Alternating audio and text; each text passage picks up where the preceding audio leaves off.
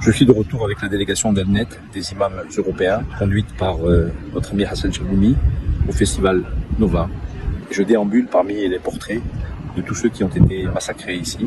Et c'est toujours la même émotion qui m'étreint, mais peut-être d'autant plus aujourd'hui que je partage cette expérience avec, comme je l'ai dit, des imams européens, des hommes de foi, des musulmans qui viennent ici en Israël pour la première fois et qui ont choisi de venir témoigner, de venir voir avec leurs yeux, entendre avec leurs oreilles, rencontrer les gens qui vivent dans ce beau pays et à leur tour devenir les témoins de cette idée très simple, de la coexistence, de la fraternité, que la paix entre les Juifs et les Arabes, entre Israël et ses voisins, les pays du Moyen-Orient, non seulement est possible, non seulement est indispensable, mais qu'elle est en chemin. Cette paix est en train d'arriver dès que nous serons débarrassés de ceux qui en sont les ennemis les plus acharnés, les islamistes, les terroristes, les pro-palestiniens sans vergogne qui ne conçoivent l'avenir que dans l'effacement de l'État d'Israël. Évidemment, ceux-là ne sont pas nos partenaires, mais il n'y a pas que. Il faut entendre toutes les voix, celles qui se lèvent aussi, pour dire ça suffit, pour dire nous voulons la paix, pour dire nous voulons cette réconciliation tant attendue entre les Juifs et les Arabes.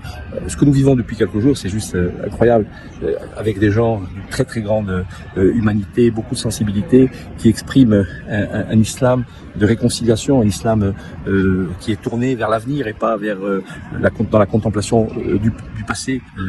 Ça nous remplit d'espoir et ça nous donne la force, bien sûr, de continuer. Ce n'est pas la première fois que nous menons ce genre d'initiative, mais c'est certainement pas la dernière. Et l'impact que déjà cette mission, cette délégation d'imams européens a dans les médias, sur les réseaux sociaux, est considérable. Bien sûr, toujours les mêmes qui critiquent, qui insultent et qui maudissent, mais surtout une très très grande majorité, des centaines de milliers, des millions de personnes qui comprennent que ce qui est en train de se passer est absolument extraordinaire. Alors nous sommes là aussi pour avoir des revendications très précises. Il est plus qu'urgent que l'ensemble des otages qui restent entre les mains du Hamas soient libérés et qu'ils le soient sans condition, pour employer un vocabulaire que nous avons entendu, mais pas de la même manière et pas pour les mêmes raisons. Oui, libération des otages sans condition.